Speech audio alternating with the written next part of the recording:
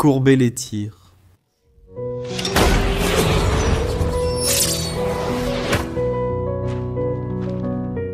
De nombreux films ont utilisé cette astuce cinématographique curieuse. Dans le plus célèbre, Wanted ou Recherché, on voit comment le protagoniste, après un entraînement rigoureux, il est capable de courber les tirs grâce à la maîtrise de sa compétence très affinée. En réalité, pour ceux qui s'y connaissent, courber les tirs est quelque chose qui, à première vue, semble un peu fantaisiste. Mais tirer des projectiles sur des trajectoires courbes n'est pas aussi irréaliste que cela en a l'air. Aujourd'hui, nous allons analyser à quel point cette pratique est possible et voir comment nous pouvons la réaliser avec la technologie dont nous disposons dans la vie réelle. Et de nos jours, de nombreuses émissions et youtubeurs ont tenté de recréer ces scènes pour vérifier si l'on pouvait courber des tirs comme dans Wanted, mais tous ont échoué. Par exemple, les chasseurs de mythes ont essayé de courber des projectiles en suivant les étapes des films, selon leur analyse. La courbure du projectile peut venir de la force appliquée par la personne en déplaçant violemment l'arme sur les côtés lors du tir. Et aussi bien sûr la technique employée. Mais en pratique, ils ont échoué à plusieurs reprises. Ils n'ont pas abandonné, pensant que le problème venait de la technique et d'un manque de force. Ils ont donc créé un robot pouvant courber les tirs. Le robot était réglé pour avoir le double de la force humaine. Et ainsi voir s'il est possible de courber les tirs en donnant suffisamment de force à l'arme pendant le tir. Malheureusement, de la même manière, il était impossible pour le robot de courber les tirs. Ils ont tenté d'éliminer le rayage du canon et de modifier les munitions pour leur ajouter des rainures, espérant ainsi changer la trajectoire des balles. Ils ont seulement réussi à rendre les projectiles instables, qui continuaient malgré tout à aller droit. Le problème lorsqu'on essaie de courber les tirs de cette manière, c'est que le canon de l'arme est droit en explosant. Les gaz de la poudre propulsent le projectile dans une seule direction, grâce à la forme droite du canon et à la vitesse du projectile. Peu importe comment on tourne ou pousse l'arme, le résultat sera toujours le même. Une trajectoire droite, ou canon droit, équivaut à une trajectoire droite, c'est tout. Et si on courbe le canon ? Courber le canon peut-il faire en sorte que la trajectoire du projectile soit courbée ? Eh bien, oui et non. Cela a déjà été tenté. Par exemple, l'Allemagne a plié le canon à la fin de la Seconde Guerre mondiale.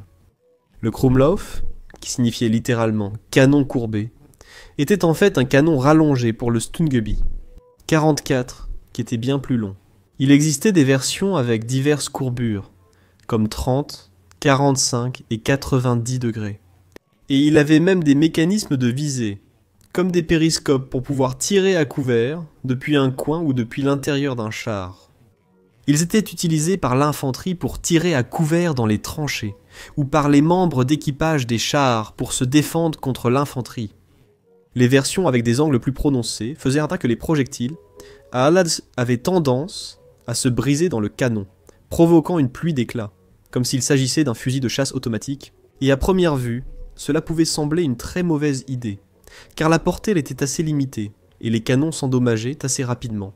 300 tirs endommagèrent le canon de 30 degrés, et 160 ceux de 45 degrés. Cependant, les ingénieurs ont conçu des canons à 30 degrés avec des trous, réduisant la vitesse du projectile et la pression des chasseurs sur le canon, ce qui augmentait sa résistance, et lui donnait une portée de 100 mètres, ce qui était déjà très bien. Cependant, ils ont continué à être utilisés de manière très limitée, et il n'y a pas eu d'adaptation moderne similaire. Seuls les chasseurs de mythes ont essayé de voir jusqu'où ils pouvaient courber le canon, en copiant un peu cette idée. Ils ont d'abord courbé le canon d'un fusil à 90 degrés, et ont vérifié qu'ils pouvaient tirer des projectiles d'une seule pièce.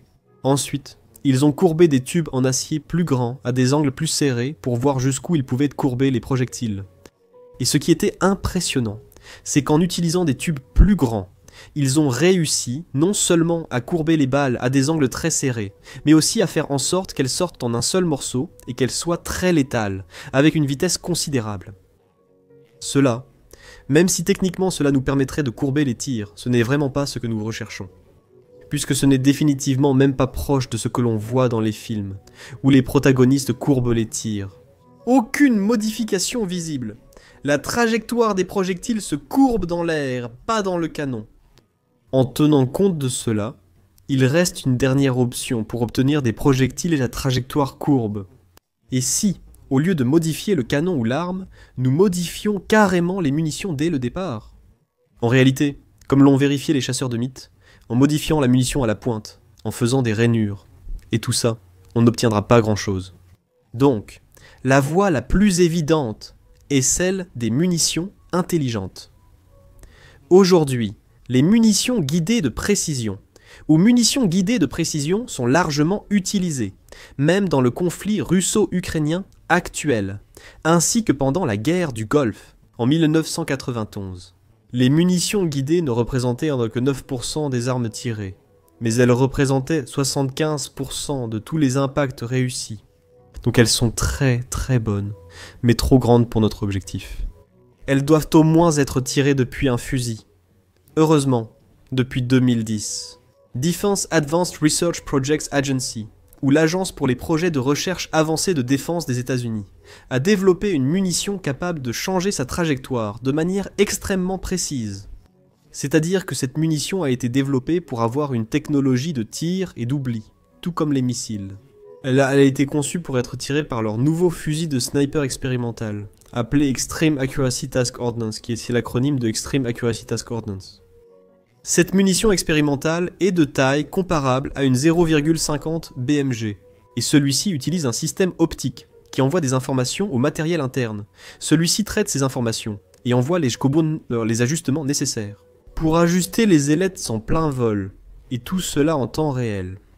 Le programme Exact a réussi en 2015 des tests où il parvenait à atteindre des cibles en mouvement, où le tireur tirait intentionnellement loin de la cible et la munition parvenait à manœuvrer et toucher la cible. Elle n'est pas guidée par laser comme d'autres munitions intelligentes, donc elle échappe aux contre-mesures. Le programme Exact pouvait généralement toucher la cible jusqu'à 2 km de distance, ce qui est plutôt bon. Même en réponse à ces essais réussis, à la mi-2016, la Russie a annoncé développer une munition intelligente, comparable à celle de la Defense Advanced Research Projects Agency, capable d'atteindre des cibles jusqu'à 10 km. Bien que nous n'ayons rien vu d'autre à ce sujet, nous n'avons pas non plus eu beaucoup d'informations sur l'endroit exact. Cependant, d'après ce qu'ils ont montré, cela semble définitivement être l'avenir. Et cela changerait-il la balistique telle que nous la connaissons ? Cette munition change définitivement sa trajectoire de manière impressionnante, rendant possible de tirer exactement comme il le faisait dans le film Wanted, même si cette munition n'est disponible que pour un tireur d'élite en développement. À court ou moyen terme, nous pourrions avoir des munitions de pistolets intelligents, capables de changer sa trajectoire, effectivement, exactement comme dans le film Wanted. Merci d'avoir regardé cette vidéo et à la prochaine.